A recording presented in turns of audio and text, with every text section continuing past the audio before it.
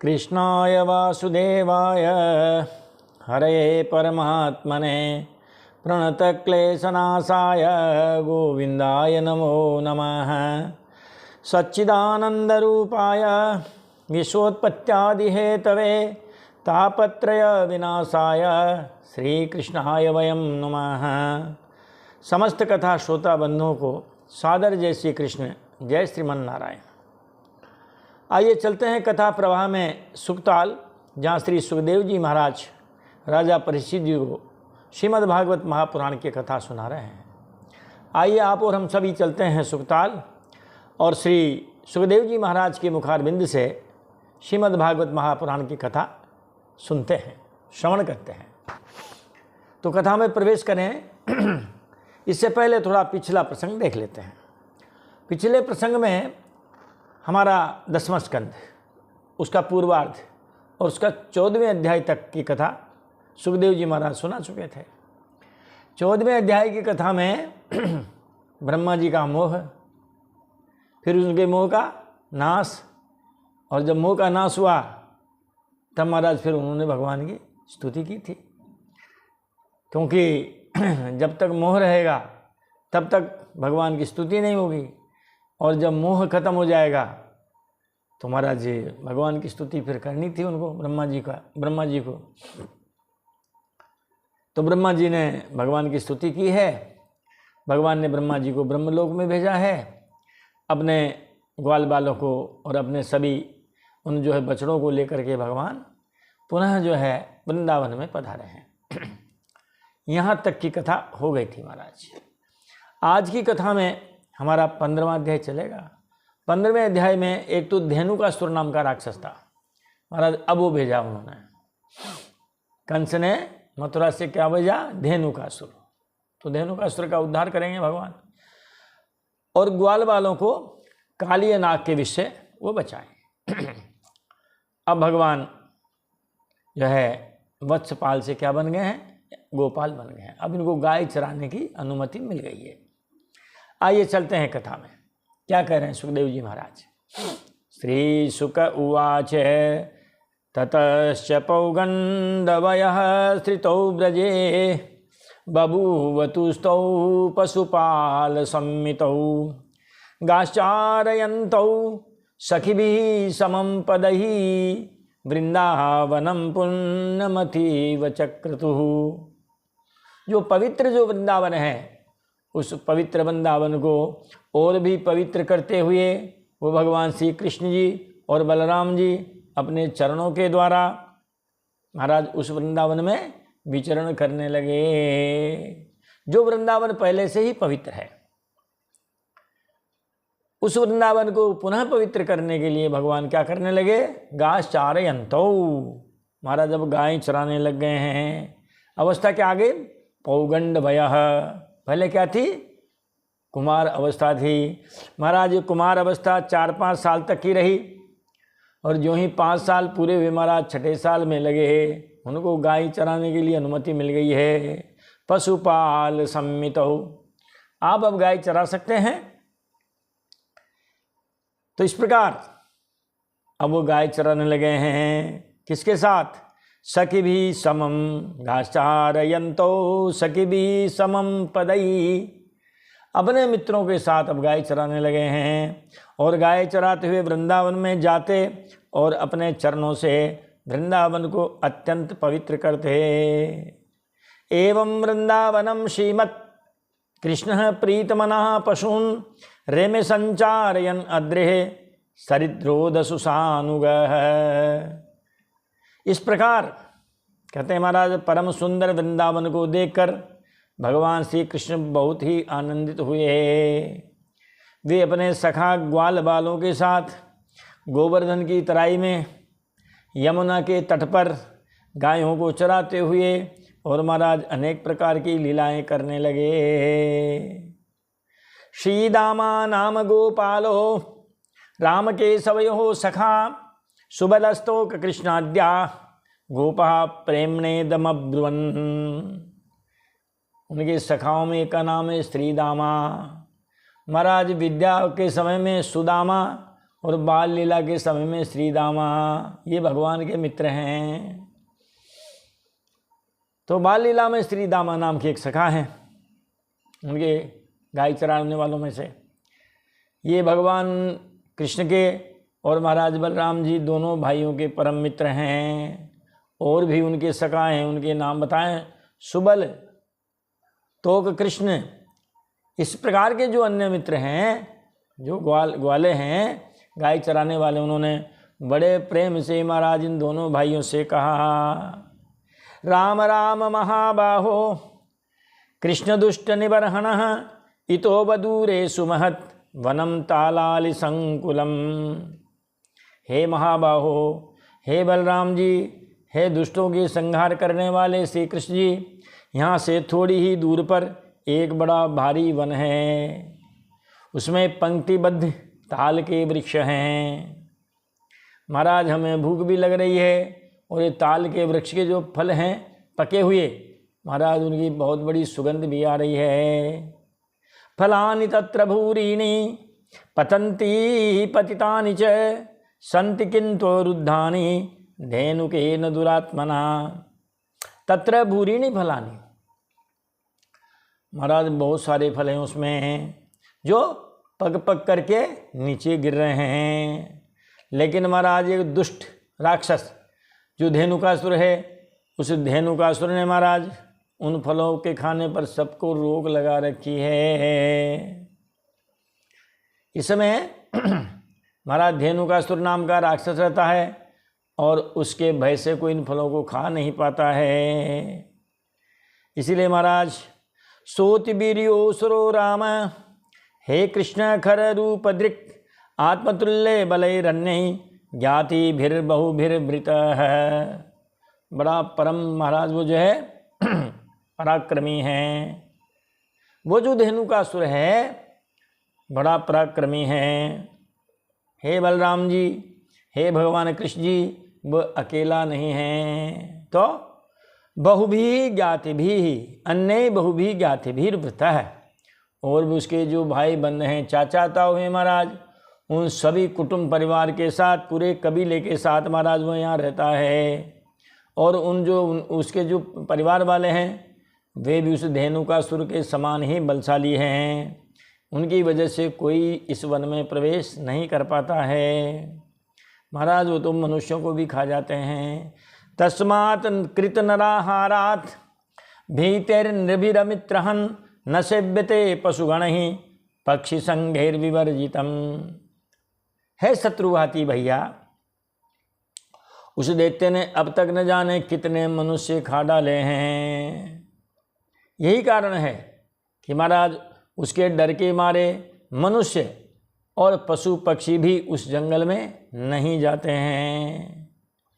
अब फल तो बहुत हैं, मगर उनके मारे कोई वहाँ जाता नहीं है महाराज। विद्यन्ते भुक्त पूर्वाणि फलानि सुरभीणि च एष वै सुरभि गंधो विषीचीनो वग्रीयते। अभुक्त पूर्वाणि सुरभीणि फलानि विद्यन्ते। अरे महाराज ऐसे फल हैं जो आपने हमने कभी खाए ही नहीं अब तक। बताओ, ऐसे मधुर फल हैं कि महाराज आज दिन तक हमने ऐसे फलों को खाया ही नहीं है। ये देख रहे हो महाराज, उसकी गंध यहाँ तक भी आ रही है ना। विषुचीना, विषुचीना का मतलब सब जगह फैलने वाली है। ये देखो महाराज, उसकी जो गंध है वो फैली हुई गंध देखो महाराज, यहाँ तक सब और फैली हुई है। क्योंकि कई फल सुगंधित भी होते हैं महाराज। अरे घर में ला करके आप अमरूद रखो, पूरे घर वालों को मालूम हो जाएगा कि यहाँ अमरूद रखे हैं। महाराज खरबूजा ला के रखो, सबको मालूम पड़ जाएगा कि यहाँ कोई खरबूजा है। तो जो सुगंधित फल हैं उनकी सुगंध फैलती है। कहा भैया हमने आज दिन तक ऐसे फल नहीं खाए, और उनसे निकलने वाली जो ये गंध है देखो तो चारों तरफ फैली हुई है। आपकी इच्छा हो तो आप हमें खिलाइए। प्रयच्छतानि नः कृष्ण गंधलोभित चेतसाम वांछास्ति महती राम गम्यताम यदि रोचते। हे कृष्ण, हे राम, हे श्री कृष्ण, हे बलराम जी महाराज, उनकी सुगंध से हमारा मन मोहित हो गया है। गंध लोभित चेतसाम, उनकी गंध से हमारा मन उन फलों की ओर आकृष्ट हो गया है और उन्हें पाने के लिए मचल रहा है। आप वह फल हमें खिलाओ, हमें उन फलों की बड़ी इच्छा है। महती इच्छा हस्ती, महती वांछा हस्ती, बड़ी इच्छा है उन्हें खाने की। यदि आपको रुचे, हमारा प्रस्ताव अच्छा लगे तो हमारा आज वहाँ अवश्य चलिए। एवं सुहृद वचः श्रुत्वा सुरत प्रिय चिकीर्षया प्रहस्य जगमतुर्गोपहि भृतो तालवनम प्रभु। यहाँ प्रभु का मतलब है कृष्ण और बलराम जी दोनों दोनों प्रभु हैं। प्रभु का मतलब होता है शाब्दिक अर्थ, प्रभु का मतलब समर्थ, सर्व समर्थ, उनको कहते हैं प्रभु। तो कहते हैं ये जो भगवान जो बलराम जी हैं, भगवान श्री कृष्ण जी हैं, इन्होंने इनके मित्रों की बात सुनी और वो अपने मित्रों का प्रिय कार्य करने के लिए तैयार रहते हैं। तो अपने जो है सखा ग्वाल बालों की मन की इच्छा को पूरी करने के लिए गोपई वृतः, सारे ग्वाल बालों से घिरे हुए तालवनम जगमतु प्रहस्य जगमतु, पहले तो हंसे हैं और हंसने के बाद सारे ग्वाल बालों को साथ लिया महाराज और उस तालवन में चले गए हैं। बहुत सारे वन है ना, तालवन, भांडीर वन, निधि वन, वृंदावन, ऐसे बहुत सारे वन हैं वहाँ। बलः प्रविश्य बाहुभ्याम तालान संपरिकम्पयन् फलानि पाथयामास मतंगज इवोजसा। भगवान बलराम जी ने तालवन में प्रवेश किया है, अपने हाथों से ताल के पेड़ को पकड़ करके जोर से हिलाया है। जब जोर से हिलाया तो महाराज जो पके पके फल थे सब नीचे गिर गए। और कैसे पकड़ा उन्होंने? जैसे मतवाले हाथी के बच्चे के समान बलराम जी की ये विशेषता दी है। मानो बलराम जैसे लग रहे हैं, मानो किसी हाथी के बच्चे ने पेड़ को पकड़ लिया है, सूंड से हाथ दे दिया उसको झटका, और महाराज पूरा ताल का पेड़ हिल गया, पके पके सारे के सारे फल नीचे गिर गए हैं। फलानाम पतताम शब्दम, अब महाराज फल पके पके फल गिरे तो महाराज उनकी आवाज़ भी आई, क्यों ऊपर से फल गिरेगा, सूखे पत्तों में इनमें गिरेगा तो महाराज आवाज़ तो होगी। फलानाम पतताम शब्दम निशम्यासुरदासभ अभ्यदावत क्षितितलम सनगम परिकम्पयन। जो ही उसने धेनुकासुर ने उन फलों के गिरने की आवाज़ आई, तो ही महाराज वो धेनुकासुर महाराज जिधर फल गिरे थे उस दिशा में दौड़ा। क्षितितलम परिकम्पयन सनगम अभ्यधावत। महाराज जब शब्दों को सुना तो वह पर्वतों के साथ सारी पृथ्वी को कपाता हुआ उनकी ओर दौड़ पड़ा। ऐसे से साहब धेनुकासुर, पर्वत कांप गए, पृथ्वी हिल गई। समेत्य तरसा प्रत्यक द्वाभ्याम पदभ्याम बलम बली निहत्यो रसिका शब्दम मुंचन पर्यसरत खलः। जाकर के महाराज बलराम जी को उसने देखा तो बलराम जी की तरफ उसने पीठ की है और पिछले पैरों से दुलत्ती भगवान बलराम जी की छाती में मार दी है। समेते तरसा, तरसा का मतलब शीघ्रता। उस बलवान राक्षस ने बड़े बेग से बलराम जी के सामने आकर के अपने पिछले पैरों से उनकी छाती में दुलत्ती मारी है, और फिर वो इसके बाद वह दुष्ट बड़े जोर से रेंकता हुआ का शब्दम कुत्सितम शब्दम इति का शब्दम है।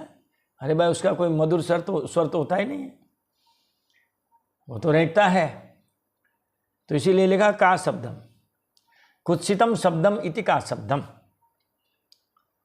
महाराज जो है वो रेंकता हुआ सा और वहाँ से हट गया।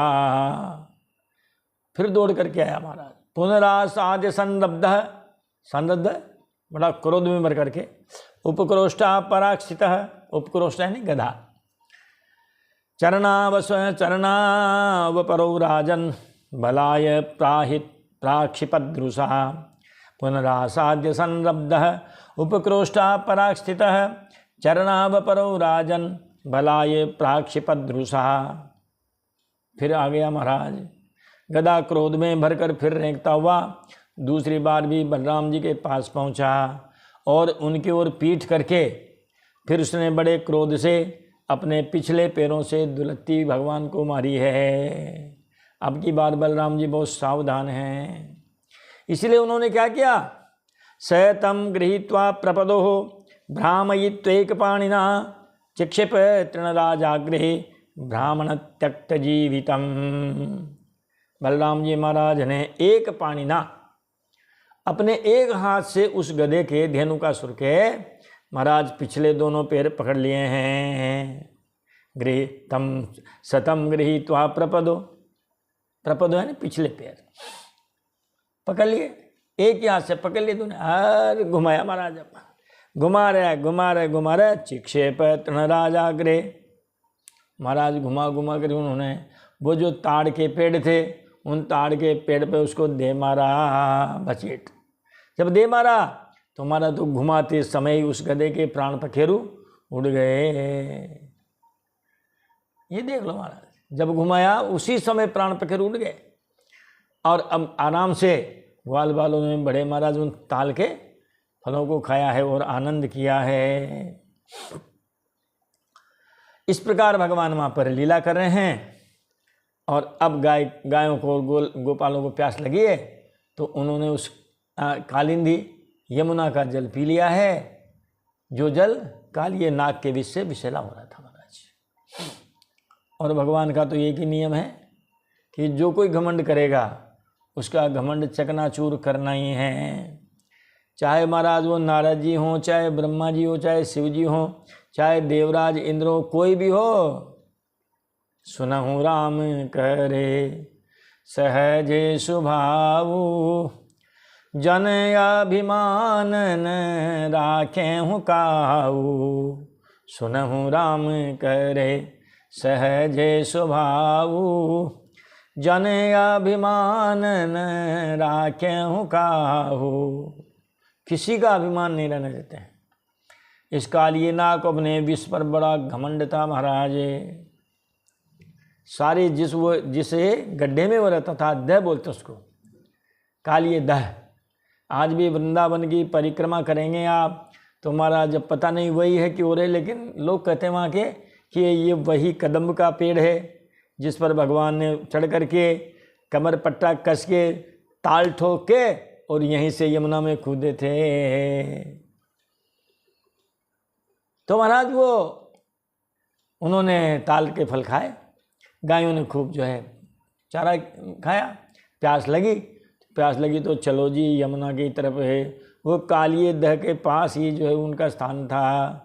जहर का पानी था, पानी पिया, ग्वाल बाल और गायें सब मृत प्राय हो गई है। अब इसकी कथा शुरू हो गई है। धेनुकासुर का तो हो गया उद्धार। एवं स भगवान कृष्णो वृंदावन चरम क्वचित ययो राम मृते राजन कालिंदी सखिभिर्वृत है।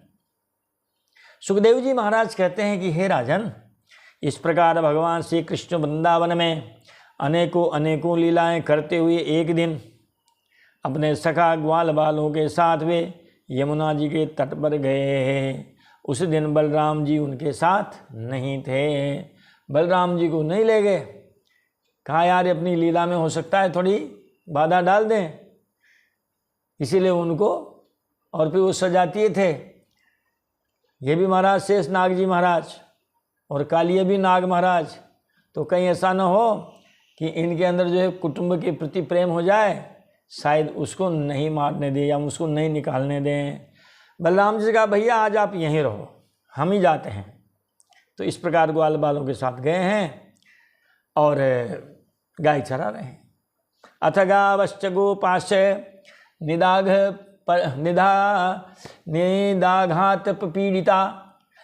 आतप पीड़िता दुष्टम जलम पपुस्तस्याः त्रिशार्ता विषदूषितम। उस समय तेज धूप की गर्मी से गायें और ग्वालबाल अत्यंत पीड़ित हो रहे थे। निदाग से, निदाग यानी गर्मी, आतप धूप। अरे महाराज जो गर्मी की धूप है, उस गर्मी की धूप से आप हम क्या साहब पत्थर पिघलने लगते हैं? ये जो जिसको शिलाजीत बोलते हैं लोग बात, ये वही है। पत्थर जब पिघलते हैं तो उनका रस एक तरह से है। तो निदाग आतप पीड़िता, उस गर्मी की धूप से गाय और ग्वाल बाल सब परेशान हुए। प्यास जोर से लगी, तब दुष्टम जलम पपुस्तस्याः विषार्ता विषदूषितम तस्याः इति कालिन्द्याः यमुनायाः। उस यमुना का जो विष से दूषित जल था, विषदूषितम दुष्टम जलम, क्योंकि प्यासे थे, तृषार्था प्यासे थे, इसीलिए हमारा ध्यान रहा नहीं और उन्होंने उस यमुना जी के और विषैले जल को पी लिया। अब पीना था महाराज, वो तो अपना असर दिखाएगा ऐसे ही। विषाम्बस तदुपस्पृश्य दैवोपहत चेतसः नेपेतुर्व्यसवः सर्वे सलिलान्ते कुरुध्वः। विषाम्बस तदुपस्पृश्य, उस विषैले जल के पीते ही महाराज क्या हुआ? सारी गायें, सारे ग्वाल बाल महाराज यमुना जी के तट पर ही बेहोश हो गए, गिर गए। इन्होंने तो लिखा है निपेतुर व्यसवः वि असवः विगता असवः इति व्यसवः। असु का मतलब प्राण होता है महाराज, निष्प्राण होकर। कहते हैं कि एक तरह से विधि का ही वो विधान था। दैवोपहत चेतसः, होनहार, होनहार के बस उन्होंने महाराज विषैले जल का ध्यान नहीं रहा और उन्होंने विषैले जल को पी लिया। पीते ही सब गायें और ग्वाल बाल प्राणहीन होकर यमुना जी के तट पर गिर पड़े। वीक्षितान वै तथा भूतान कृष्णो योगेश्वरेश्वरः इक्षया मृतवर्षिण्यः स्वनाथान समजीवयते। भगवान कृष्ण ने देखा कि मेरे सारे ग्वाल बाल, मेरी सारी गायें सब निष्प्राण होकर के यमुना के तट पर पड़ी हुई है। तथा भूतान का मतलब इस स्थिति में देखकर, जब भगवान श्री कृष्ण ने ग्वाल बालों को और गायों की इस स्थिति में देखा, तब जो योगेश्वर भगवान, योगेश्वर ईश्वर है, जो योगीश्वरों के भी ईश्वर हैं, ऐसे भगवान ने जब देखा महाराज अपनी अमृतमयी दृष्टि से, अमृत बरसाने वाली दृष्टि से उन्हें जीवित कर दिया। क्योंकि महाराज ग्वाल बालों की और गायों के स्वामी तो भगवान श्री कृष्ण ही हैं, एकमात्र वही उनके रक्षक हैं। सबको जिंदा कर दिया, मगर अब उनके मन में विचार आ गया कि हम इस काली को अब छोड़ेंगे नहीं। और यहाँ आकर के महाराज इस 15वें अध्याय का विराम होता है और हम भी देते हैं विराम वाणी को और मिलते हैं अगले वीडियो में। तब तक के लिए जय श्री कृष्ण, सादर जय सिया राम, बोलिए बाल कृष्ण लाल की जय, बोलिए वृंदावन बिहारी लाल की जय। जय जय श्री राधे, जय जय श्री सीताराम, हर हर महादेव शंभो।